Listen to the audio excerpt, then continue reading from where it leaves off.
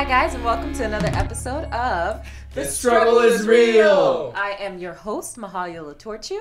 I am Erik Francisco Medina. And I'm Ryan Pack. Hey. Hey. Okay, guys. So before we jump into today's interview, which our guest today is Juliet Blake, who we are very excited to talk to today. Juliet is a wealth of knowledge, and she has some amazing stories that we can't wait to share with you guys. But before we do that, let's do the topic of the day. I don't know why I made that sound. Yes. Ryan, please, calm down. Please, we talked about this off camera. Calm down. Hey, stop giving weird ideas to the audience. Okay, let's talk about the topic of the day. Okay. Okay, no. Our topic of the day is if you had an unlimited budget, what movie or movie franchise would you redo? And why? Okay. Well, okay, I got it Okay. exactly. I want to redo, not because it's bad, it was just because it was never finished, and I think it might look different at our current year, is the Chronicles of Narnia.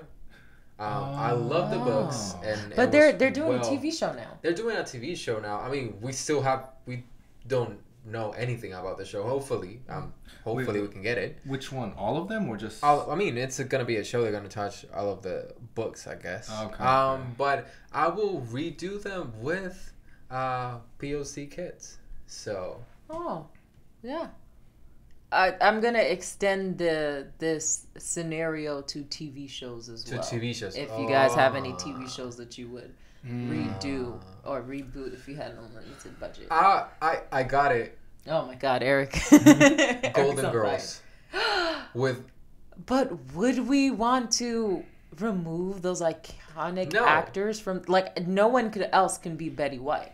Nobody else can be any Esso Getty. I love the oldest one. I forgot her name. Wow. I need to say Blanche, Dorothy, Rose, and Sophia. Yes. But I just want to do it because I always thought that the show would be funny with Latina abuelas. What would that look like? So maybe not the Golden Girls, but a show inspired in the Golden Girls. Golden Girls that personally. Write that down. Yeah, right. Write that down. Wait a minute. Especially with Caribbean Latina abuelas, you know? Oh my God. So you have a Puerto Rican grandmother, a Haitian grandmother, you know, you see all those dynamics of it. It will be hilarious. Wait, heck. That But no one steal it. No one steal it. Make sure to register. Yeah. But I think that would be a dope thing, right? Okay. Yeah. Ryan, what about you? Have you guys watched Red Dawn?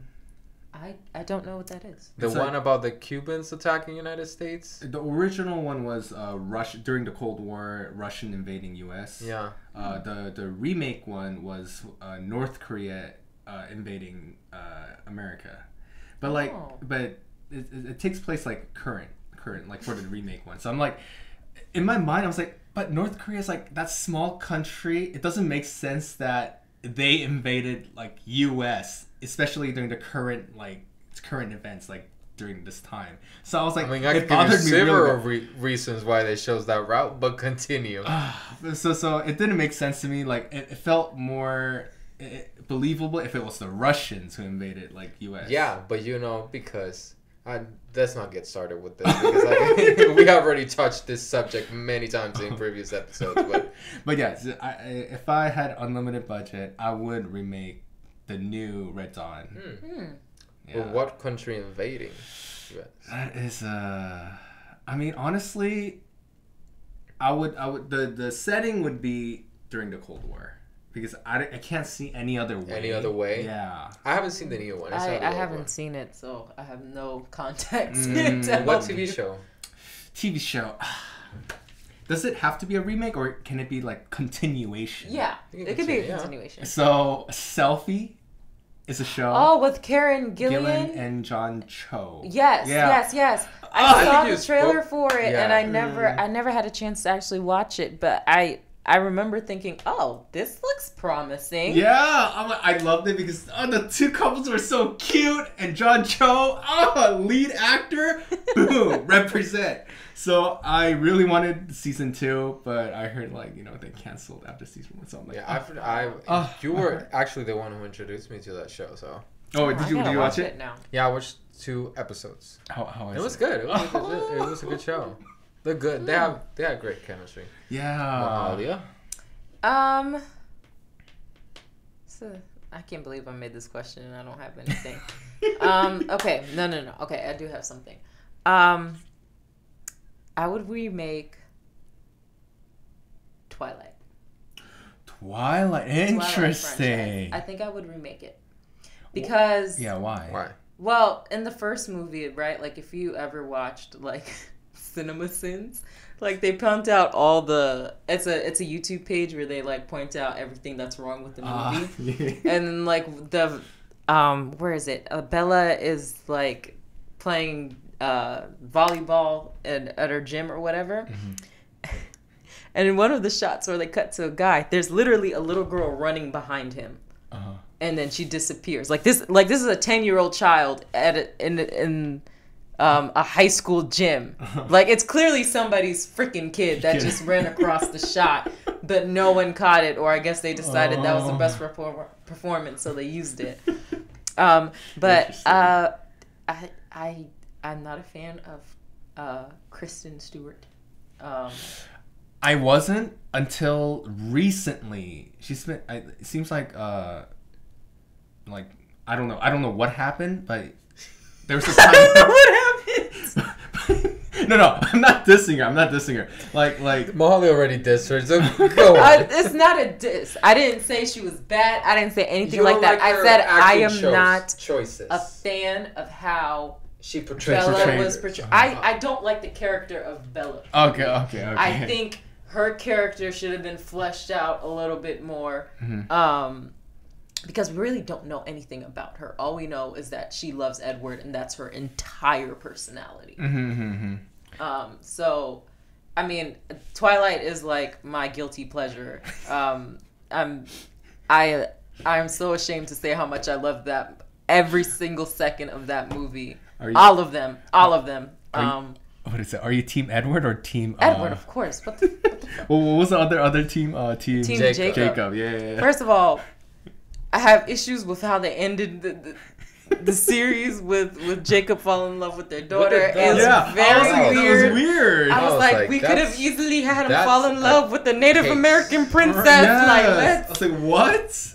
And then also, if I redid it, I would have the proceeds go towards helping the Quillette tribe from that area. Because I don't think that, though the franchise made so much money, I don't think they actually did anything to help the tribes, which is something that I would have done. Yeah, First Nations or I would do so right much now. Better. So much better. So I'm surprised that's something I would have done. And I would like to redo if I had the chance. Also, on August 4th, Midnight Sun came out, which was Stephanie Meyer's new book.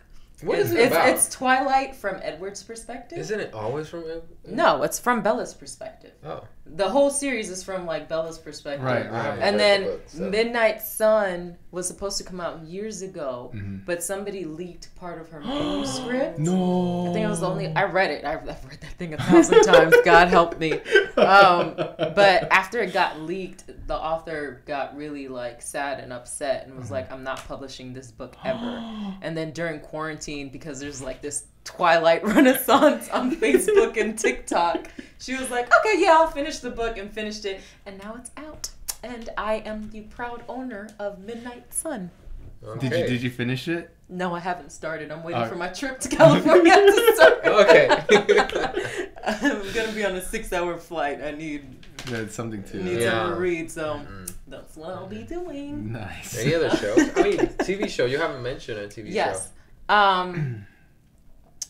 I would do Kyle XY. I don't know if you guys ever saw it. It was on, I think it was ABC. It was about the guy without the belly button. The guy without the belly button. He was basically born in a lab, but like he was born at the age of like a teenager and had like no concept of like how to do things. Yeah. He was literally a toddler in the teenage. body of and he was so but like he fascinating. learned like communication really fast and stuff like that. Uh-huh. And they canceled the show and it never got finished, and I just wanted to know how it was gonna end. Yeah. Right. How many seasons did it have? I think 1 or 2. It wasn't that I loved it. I tuned in every time a new episode came out. But they canceled it, and I always wanted to see what the hell. Ooh, I remember another one. I don't know if you guys remember Terra Nova. I don't remember what network it was, but it was basically scientists know what like you're showing. traveled back in time to the dinosaur age. To it is Terra Nova. I think. Yeah. Yes. So I know what you're talking about. It was such a good show. I know what you're talking about. But I imagine they canceled. It was just one season. But I imagine it that it was because it was so expensive. Yeah. But now we have better technologies. That show was in 2011. Oh. It was 10 years ago almost. And you have Naomi Scott, which is an amazing actress in that. Oh, show. she was in it. Yeah. I don't remember. Wait. Oh yeah. It was a great ensemble. Yeah, no, I really like the show too. Yeah, I have shows that I would continue. Jessica Jones. Luke Cage. Yeah. Bring those two Right, shows because back. They got canceled. Yeah, they got canceled. Yeah, I heard. Jessica Jones, her character. I she's dirty. That's what made me really upset with her character. Explain, like when I say she's dirty, like, you know, she be drinking all night, you know what I'm saying? And like, you know, some hard shit. So like, you know, she's drinking like whiskey and like rum, right? That's gonna make your breath stink in the morning. You sweat when you drunk, you know what I'm saying? You don't smell good when you wake up from a bender, you know what I'm saying? Sex with everybody. But then everybody wanna fuck her, and I'm like, I know she don't smell good. I literally watched her take a swig in the morning, put her jacket on, and walk out, and literally the next scene she was kissing up on some guy. Like, excuse me. Maybe she's taking a shower and brushing her teeth. No, I ain't never seen her character in the shower. No. Sorry, bro. Her hygiene was not the best in that show, and everyone wants to fuck her, and I'm sitting there like, it ain't about your look, sis. It's about your hygiene. Like, I don't. I cannot imagine. And we're in New York. It's set in New York. Yeah, right. Yeah. New York in the summertime? That's it does not smell pleasant. And she's always wearing a leather jacket. Exactly. Sweating up in that leather jacket. No. I'm sorry. I'm triggered, obviously, by that. You guys can see. But yeah, I agree with you, and I agree with Luke Cage. Yeah. Definitely. Wait, what's the reason they got canceled? Was there a reason? I think it was because Marvel joined Disney Disney. Plus. Oh, yeah. So that fucked up everything pretty much. Yeah. But is Disney Plus gonna continue? I don't think so. Yikes. I don't know if they have plans for it. I truly don't know. I've done no research And I on don't it. think so because those shows are heavy and Disney doesn't. Yeah, it doesn't exactly fit. It's the really Disney rare that they release our stuff or.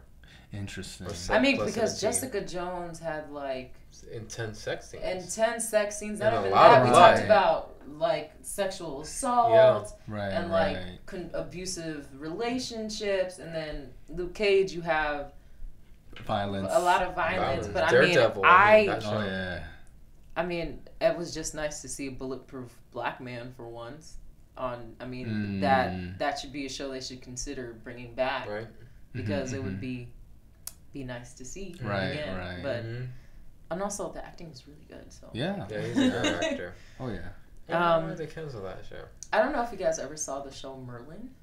Yes. I heard about it. Is it good? I loved it. Oh, I should start. Yes, but I started watching Charmed on Netflix. That's a witch. You mean Cursed? Cursed. Charmed. Wow. Cursed. I was like, different show. Cursed on Netflix, and the guy who plays Merlin, that man is an incredible actor, and that cast is incredible. Every single cast member. I saw the trailer, and I was like, I don't know if that's gonna be good. Then I saw the whole show, and I couldn't stop. I saw it in 3 days. It was so good. So everybody should see. I was gonna say Charmed again. Curse. It's really good. The only reason why I wanted them, because they canceled Merlin, So they were in a rush to wrap up all the storylines within that season, and I wish they didn't end it the way that they did. Yeah, because I was really season 1 and season 2. But I loved it. I would watch it as a teenager. I don't know why. I just loved it so much. But yeah, those are the things I would remake. Ooh, I have another one before we. Sorry. No, what's the other one? So that's a show it's a Spanish show, Spaniard, and it's called Vis a Vis, which is, when husbands go to meet the wife or vice versa. I mean the partners too. In the jails to have intercourse. Oh, conjugal visit. Yeah, that thing. So it's Vis a Vis. It's on Netflix, and the English name is called Locked Up, and it's the better version of Orange Is the New Black. It's real. It's like darker. It's like more intense. The stories feel natural. It's just amazing. It's super well written, and they canceled it. Only had 4 seasons, but it was spectacular, and everybody should see that show. And yeah, everybody should. Such a good show. Anything else? I don't know. Right? I'm trying to think. I don't think so. Yeah, I don't. Ryan? No. I mean, I know that they finished up Magicians, their last season. But, hey, if you know I had what? the chance... That's a show. I agree with you. That's a show I would redo. No, don't redo. Continue. No. No. I would redo it. Don't you say that. Only to establish the rules of the universe fine. Before we enough. jump into any major storyline. Okay, fair enough. Because that is something they always do. Okay, and it fair enough. Irks me. Okay. How am I a hater? I literally didn't say anything else. I said I would establish the rules of the universe. Hater. No, you have a valid point. I agree with you. Yeah. Like, I leave the characters. Julia wants to keep sucking dick from Magic. That's her prerogative, okay, not mine. That is not about. That's her prerogative, not mine. Sure. I don't understand. I'm sorry. She's such a strong female character, I'm mad that's what they made her resort to. Okay, it's just showing you like people can go to the wrong path, I know. It's magic. just it just irked me because she's obviously a strong, intelligent character, and they made her almost stereotypical by making her so selfish and so self-oriented. Well, that at she least would literally do anything, including let her best friend die or get fucked over for her to admit her. Well, you her know to reach what? Her goals. You know what? At least she's not a confused girl who quivers for a white vampire who sparkles in the sun.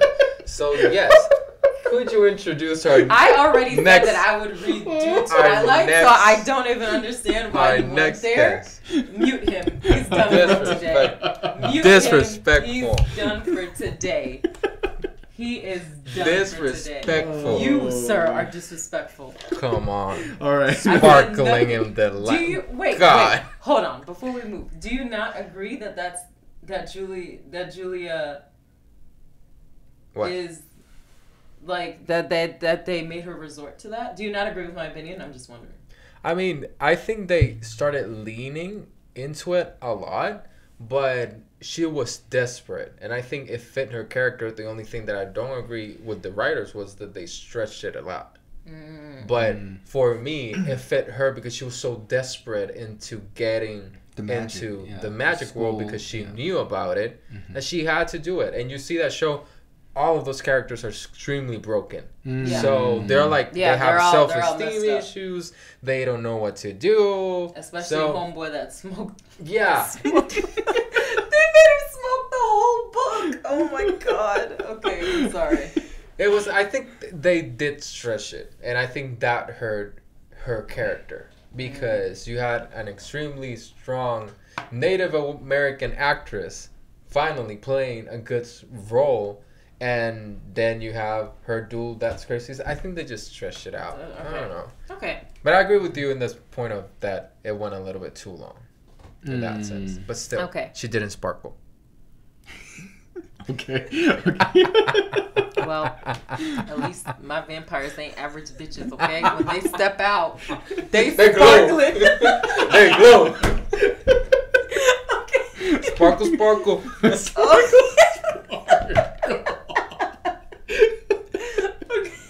Okay, we gotta go into the interview. We're going to the interview. We're so sorry. Every time someone brings up the magicians, I lose all track of time.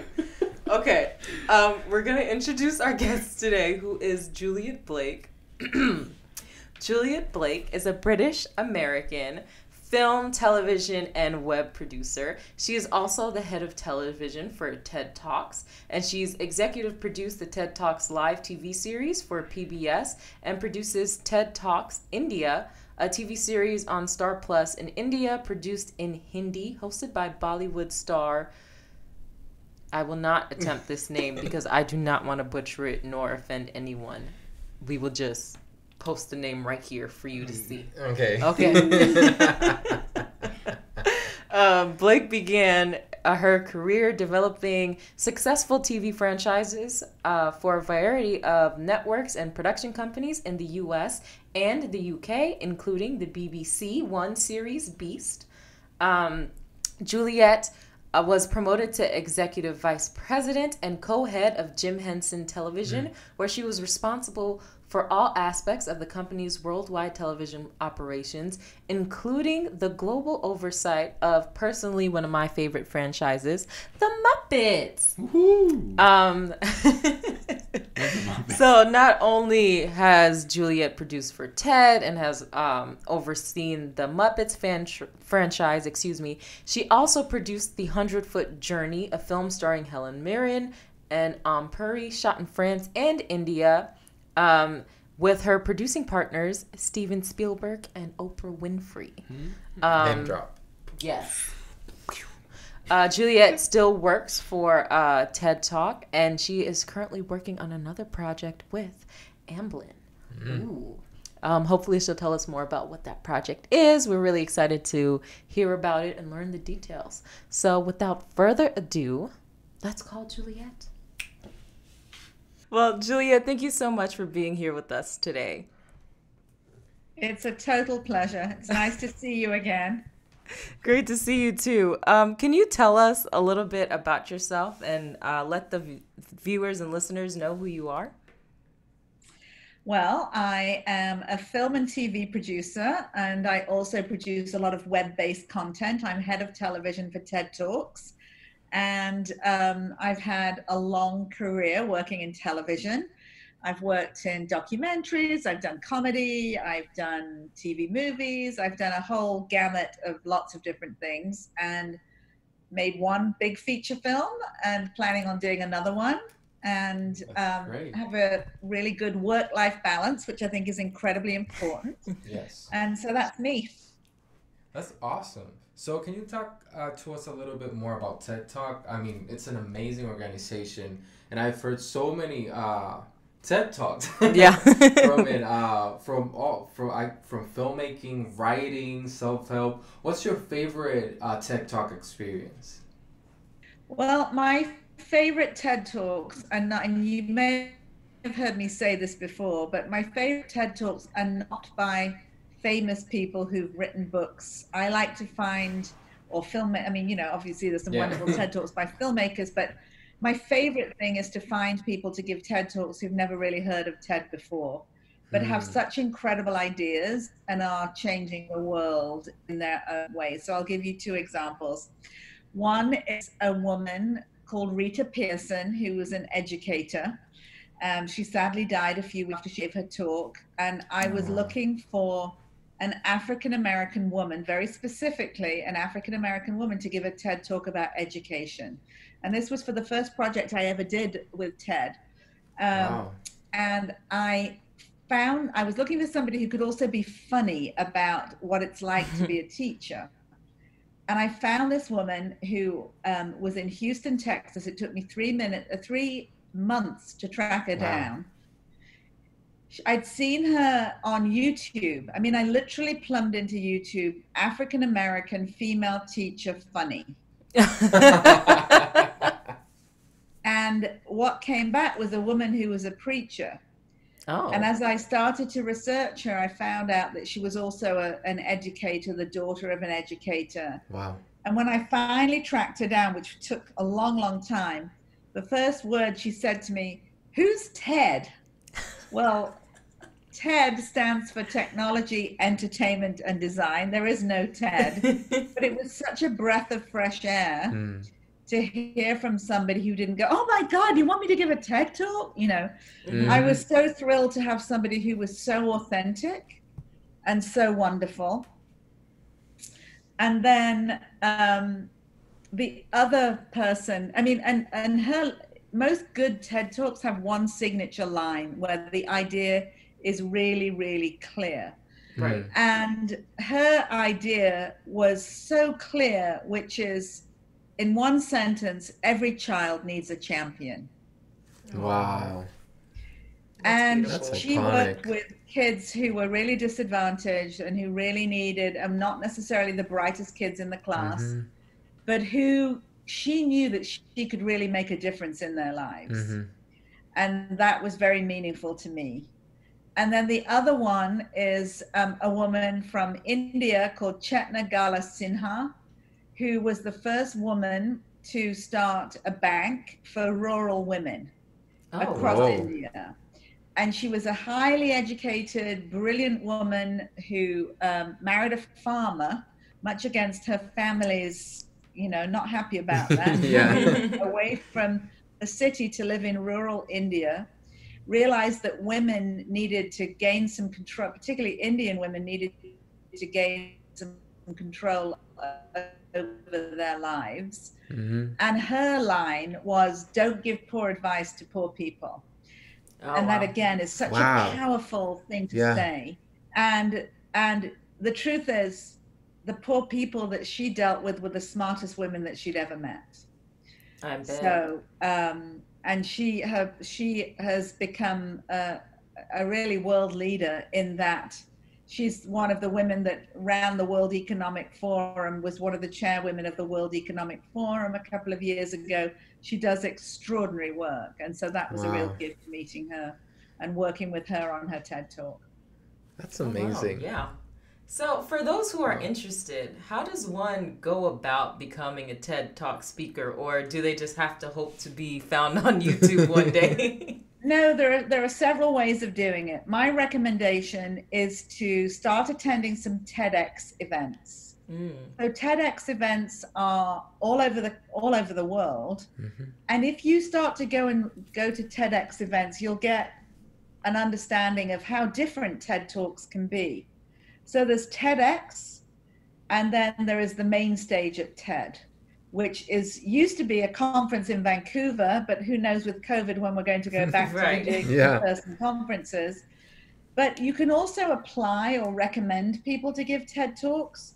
And if you go to the TED.com website, you can find, if you're smart, you'll find the link on there, which is it's TED recommendations. We get about 30,000 of those every year.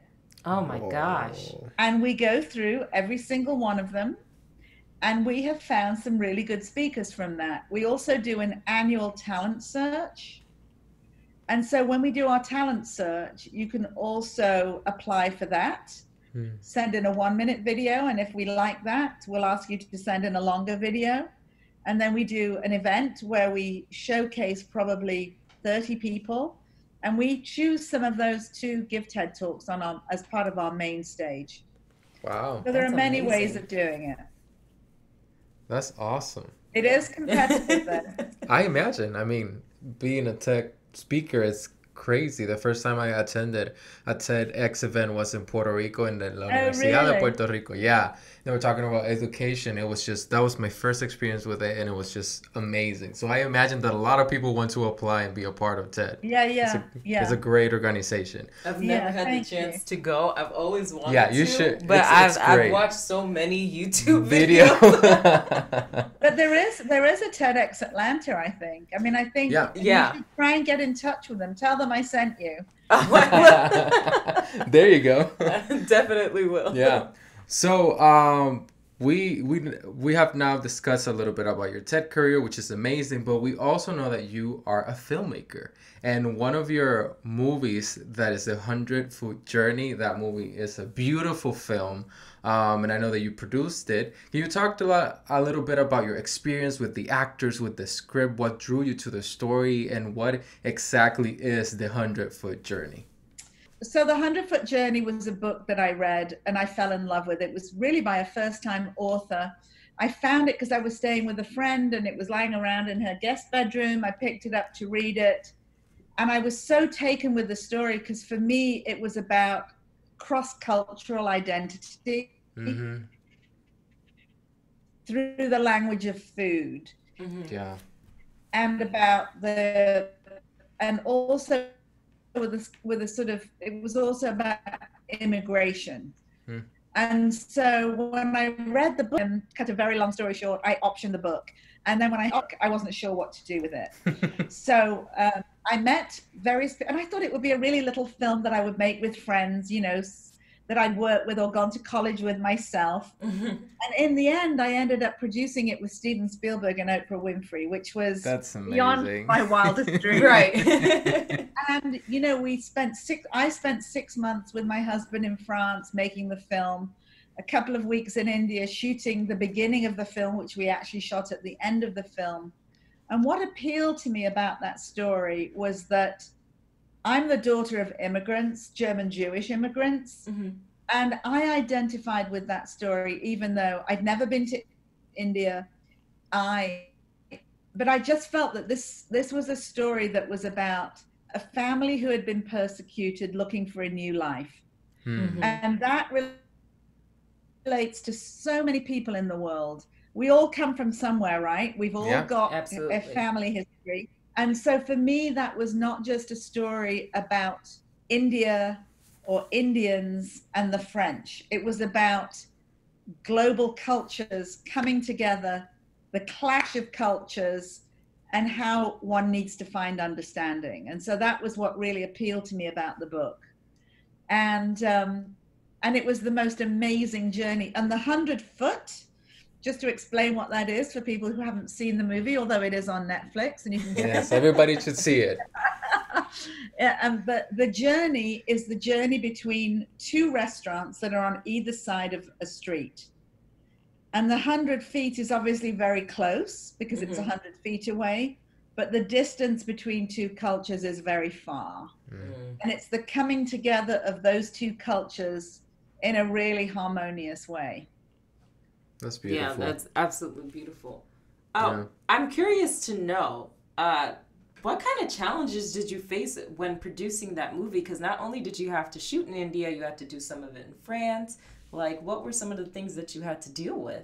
Well, the biggest challenge was that I was completely unknown as a producer.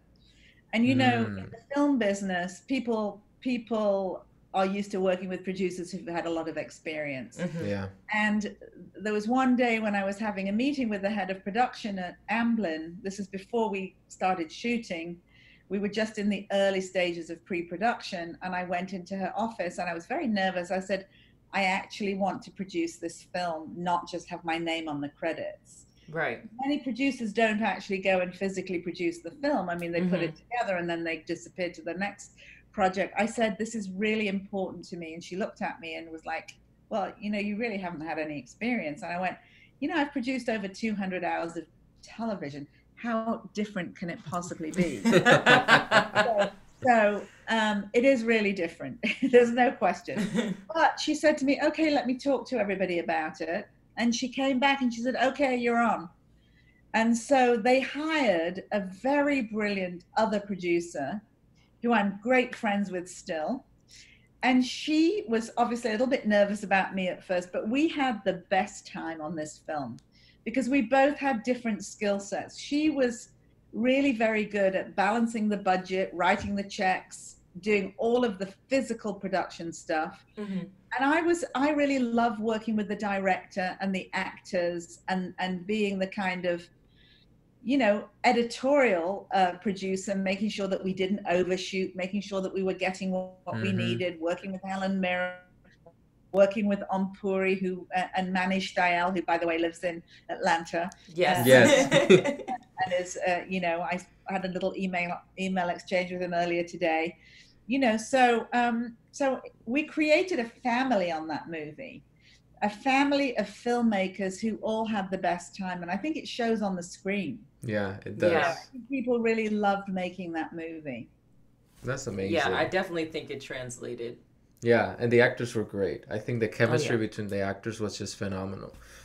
What about the challenges that you guys maybe had between filming between two different countries, the two different cultures? What about those issues? Well, it was a really, I'll tell you, it was a wake-up call, because we spent 6 months in Paris and the south of France and in lyrical, beautiful countryside, and that was all gorgeous.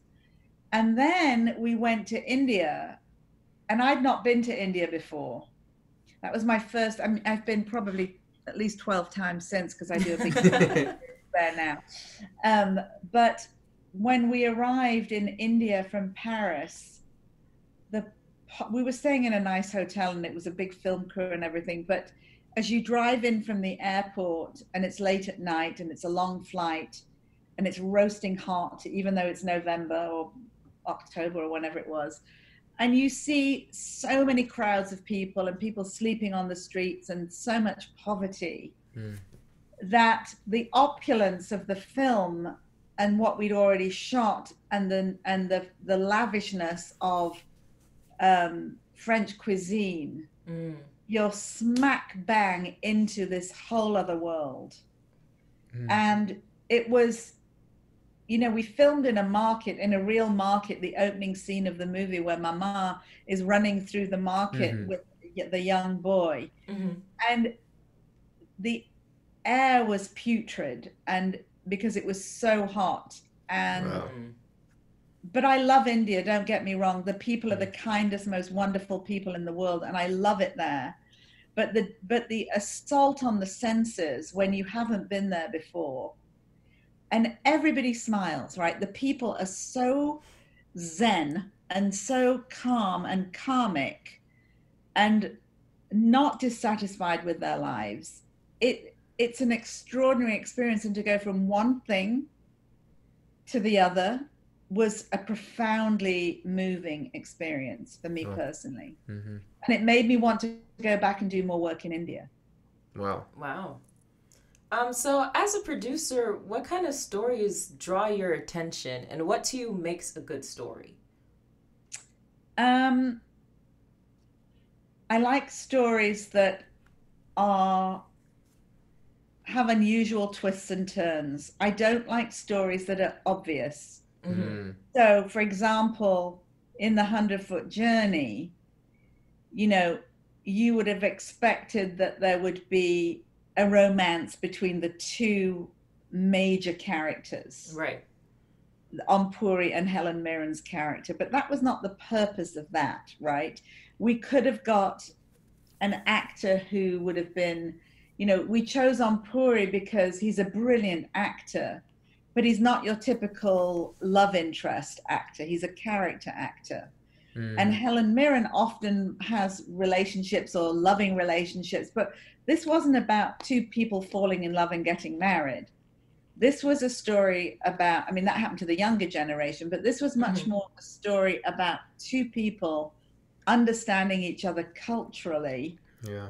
And at the end of the day, fighting for what was right. Right. Yeah. And the next film that I'm doing, touch wood, it's in early development, I don't have a writer on it yet, is the story. It is the story about a woman who was wrongly accused of killing two police officers, and whose husband went to death row in a very, very tragic case where his head caught on fire in the electric chair and burned for 13 minutes. And then after he had died, it was proven that they were innocent.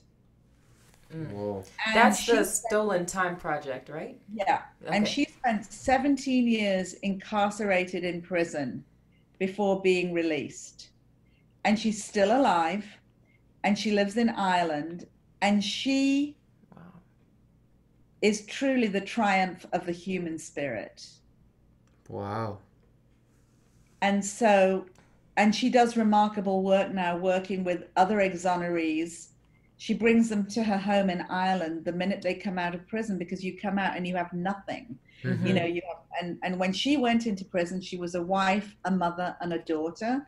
And by the time she came out of prison, she was a widow. Her husband had gone to the electric chair. Her children had been adopted and were grown-ups. Wow. And her parents had actually died in a plane accident. Oh, wow. So, and it's all a true story. It's 100% true story. So. Wow. That we had heard a little bit about the project and that you're working with Amblin to help make this story come to life, but we didn't know the full details about it. Wow, I am blown away. Can't wait to see it. Yeah. I'm really excited. I know it's going to be a great project, and we wish you the best with that. That's word. Thank you. Yes, we know. We believe in it. So we also kind of did a little bit of research, and we noticed that you also worked in a beautiful franchise that I really, really love a lot, which is the Muppet franchise. Yeah. When I was growing up, I was obsessed with, in Spanish it's René, la rana René, which is Kermit the Frog. Mm-hmm. So, could you tell us a little bit about that experience with working with the Muppets and that, iconic franchise? Yeah. You know, it was probably, TED is really, I've just done a very creative project at TED, which was a wonderful experience. But I would say being president of the Jim Henson Company was probably the most creative job I've ever had. Because, awesome. I was responsible for the whole of the Muppet franchise for a while. And we made a film, the Muppets go in and out of, they kind of successful for a while, and then they go disappear for a while, and they come back. And my mandate was to bring them back, but not to bring them back in film form, but to try and do a big TV film with them. Mm-hmm. And so one of the people on the team, it was full of, the whole Henson Company at that time was full of the most amazing people. And puppeteers would come into your office with a piece of felt and develop characters. And there was a wonderful writer there called Jim Lewis, who had actually worked with Jim Henson. Jim had sadly passed away by the time I joined the company. But he came into my office one day and he said, I have this idea for a movie. And the idea was to do a Muppet version of It's a Wonderful Life. And I just thought that was genius. I have to do it. It's so clever. So we put together a pitch and we worked on what the storyline would be with Kermit and Miss Piggy and, and Pepe the Prawn and all of these characters. And I went into NBC to pitch it to the head of NBC, who just joined NBC. His name was Jeff Zucker. And he now runs CNN. Yeah. Oh, yeah. And he was like a Muppet character. He was so not interested. He was like typing while he was talking to me. And in the end, I thought, you rude man. He was just, I actually walked out of the meeting. And I phoned later and I said, send me the materials back to his office. I said, I thought that was a really rude meeting. I've spent a lot of time putting this together. And in the end, they called back and said, we're actually interested in it. Oh my gosh. Oh, wow. But he was so busy. I kind of understand it more now, being a busier person than I was in those days and it was so important to me to make this film. Anyway, we did it. And Whoopi Goldberg played God. And, William H. Macy was in it. David Arquette. It was just a great experience. And we had all these cameo roles in it. Yeah. And what was so interesting is that when you handle a franchise like the Muppets, there's a toy element, right? There's selling toys. There is. It went out on Thanksgiving Day. It went out on Thanksgiving Day immediately after the Westminster Dog Show. Oh my gosh! And in Macy's on 34th Street, we had all the windows with scenes from the movie. Wow. And my kids were still quite small. Well, they weren't that small. Anyway, they were much younger than I am. I don't know how many years ago it is, but it was so great. We were staying in a hotel in New York we were invited to the Macy's Thanksgiving Day Parade. We saw all the Muppets in the window. And then there was a party inside Macy's. So you walked through an empty department store and all the people who'd been involved in the parade were there. And on the morning that I'll just tell you this because it was a great morning. I felt like a movie star just for 5 minutes. On the day that on Thanksgiving morning, we'd asked for the newspapers to be left outside our hotel room. And I was in bed reading the reviews of the Muppets. And it got great reviews. And I've never had that before, you know. I was in bed reading my reviews. And then you know, the movie did really well. NBC were never sure whether it was going to do well or not. And I remember getting an email from Jeff Zucker, and it was like one line. It said, well, it delivered with the rating numbers, you know, congratulations. Like, who would have thought it? Like, well, I would have. You would. Anyway, so that was my Muppet highlight. I love that. It was full of wonderful people. All the people, it's a bit like Ted. Ted is full of the most fantastic people to work with. They're all really great people. And it was the same at Henson. At Henson, they were a little more crazy. But it was so much fun. It was a really great company to work for. And I'm still in touch with people from there. That's awesome. That's amazing. Juliet, what advice would you give to the average filmmaker who's seeking to break into the industry? What is your best piece of advice to give them? Well, not be average. Yeah. Okay. I agree. To have a voice and to have a vision and to have a point of view and to never give up, right? If there's a film that you want to make, you might not make it now, but you might make it in 10 or 20 years time. So don't ever let go of that material, right? Mm-hmm. So if you, early on in my career, I would read something in a magazine and I would rip it out and I'd write, this is a movie, right? And I'd stick it in a drawer or in a folder. We've moved a lot. You know, my kids were born in England. They're now in their 20s and 30s. My two daughters in my late 20s and 30s. One went to SCAD, as you know. Yeah. And I found that envelope in one of my many moves. You know, we moved to LA, then we moved to New York, then DC, then back to New York, now in Austin. And I found this envelope the other day. I mean, like, you know, a few months ago when we moved here. Mm-hmm. I'm like, 4 of the things have been made into movies that were in that envelope. Whoa. Oh, wow. And I was like, oh, if only I'd, you know. And sometimes you'll see things, that was my idea. Mm-hmm. Yeah. But it's no point sticking it in an envelope if you're not going to do anything with it, right? So if you really believe in something, really don't give up on it. And it's hard. It took me 7 years to get the 100-foot journey. No, 6 years to get the 100-foot journey to make. And it was 7 years ago. And now I'm just beginning my next movie. But I was offered other films to produce. But for me, it has to be something that resonates with me as a producer. Mm-hmm. If I'm not really passionate about it, I'm not going to do a very good job of it. And it's the same with anything I personally do. You know, if I don't believe in something, I'm not going to do a good job. Yeah. Yeah. Yeah, I agree. For sure. I completely agree. Guys, don't be average. Thank you so much, Julia. We're so grateful for I wish you guys great success. It's a complicated time. And yes.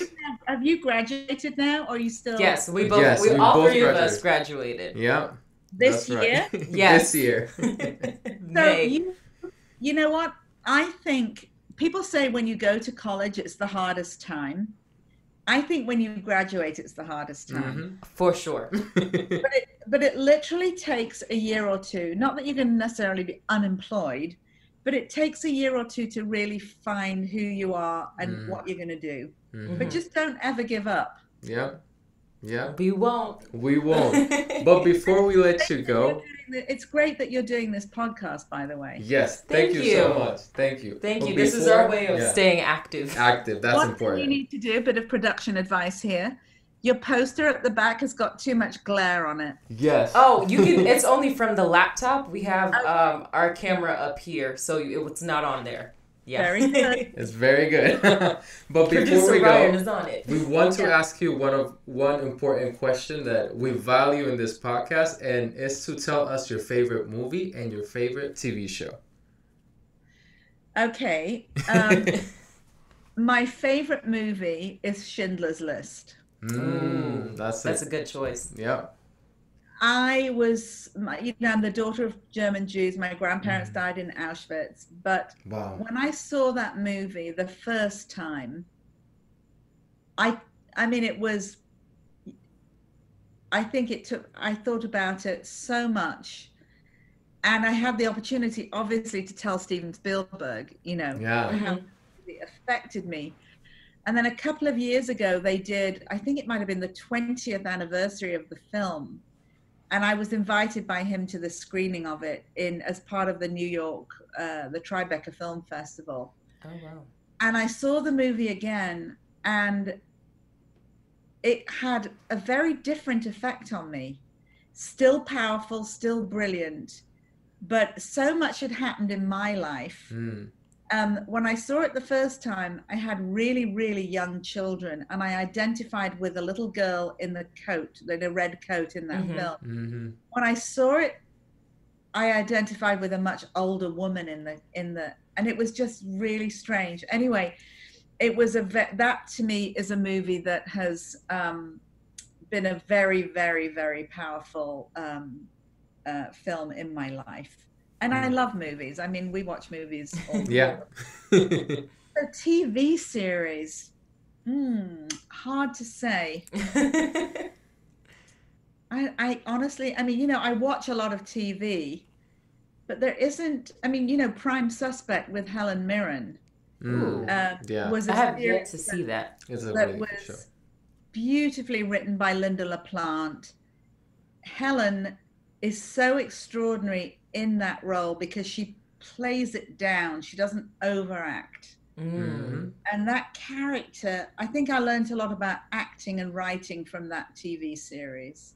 And I watch all the crap on TV. I mean, not all the crap on TV. I watch a lot of TV, but I lose interest quite quickly. Yeah. All right. Well, Juliet, thank you so much for your time. We really appreciate this. Have a good evening. Thank you. You too. Good luck with the struggle. It is real. Thank you. Bye. Thank Take you. care. Bye. Bye. All right, guys. We hope you enjoyed that interview with Juliet Blake. Remember, don't be average. I really enjoyed that interview. I mean, I love the Muppets story. That made my heart. And now, I wish I could have been there on the Thanksgiving parade. Right. Especially on Macy's. I'm gonna party. Right? What? In New York City? That's crazy. Can you imagine being invited to watch Schindler's List by Steven Spielberg himself? Like, what? I'll be crying. One day, Steven, I'm coming for that invitation. We hope you guys enjoyed that interview. You can follow Juliet on Facebook and Instagram. And Twitter, too. And Twitter as well. And, keep up with her and what she's doing in the industry. As always, give us a like, a follow, a mention. Give us a rating on Apple Podcasts, Google Podcasts, Spotify. The more you guys rate and spread the word, the easier it is for us to continue to do the show. Yeah, and share also, yes, and share. Also, check out our merch store. Get your Struggles Real hat, t-shirt, posters. Posters? Do we have posters? We don't have posters yet. We're going to put posters now. Soon, there we go. To be continued. You can get your own poster. Any last words of wisdom, guys? Well, I like her what is the advice? Don't be average. Go above and beyond. And like the great Gatsby said, my life has to be like this. It has to keep going up. That beautiful scene. No? Okay. No. Okay, anyway. I mean, first of all, good job. Oh, thank you. Oh. Good job. Oh, thank you.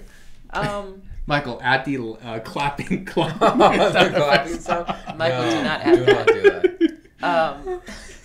Ryan. I mean, I think. Did you just have that monologue saved? Were you saving that for one day? No, it's just no. It just came to me. Good for you. No, it's my favorite scene. That's why. Oh, It's one of my favorite scenes. But I think that her advice on not being average, I think is important because creators tend to focus a lot on others people's opinions and feedback, and even though feedback is extremely important, nobody's gonna know what's best for your art than yourself. If there is a story that you are passionate about telling, just try and find a way to tell it. And we have several, like Mahalia and I, writing scripts together. We had feedback before that is just like, maybe this is not, and we stick to it, and people, with the feedback that we receive from other people, they like it. So you have to stick with you and with your gut and with your feelings and with your intuition, with Jesus. For me, amen. But it's important to follow your heart and follow your mind, and that's gonna make you an individual. It's gonna make you stand up because nobody could tell you your story as yourself. I think it's interesting that she said she only produces things that resonates with her. Otherwise, if you're not passionate about it, you're just not gonna. You're not gonna care for the project like that. So that's an interesting take. Yeah. But yeah, that's it for today. Yeah. Ryan, your last words. Everyone, keep creating, baby. The Spider-Man, 3. You guys remember the scene? No. Okay. Yeah, we do. Thank you. We do. That's not the issue because we do. I haven't seen the Spider-Man movie, so. Oh no. I saw Into the Spider-Verse. Yay! I mean, that's good. Okay. Yeah, that's good. Okay, we'll let it slide. You know what it is? What? Tom Holland, though, sweet as can be. That's the original Spider-Man. That's this scene of him on the street. That's it was Tobey the Maguire. original. The Tobey Maguire. Oh, yeah. I thought you were talking about the new one. Oh, no. I apologize. She was ready to trash talk. To what? Trash talk. No, I wasn't. You don't like Tom Holland as a Spider-Man. When I first thought of a kid from Queens, that's not who I imagined. However, I think he is a breath of fresh air, and he is just as sweet as can be, and also adorable. And if I was 15 years old, I would want to marry him. He's your age.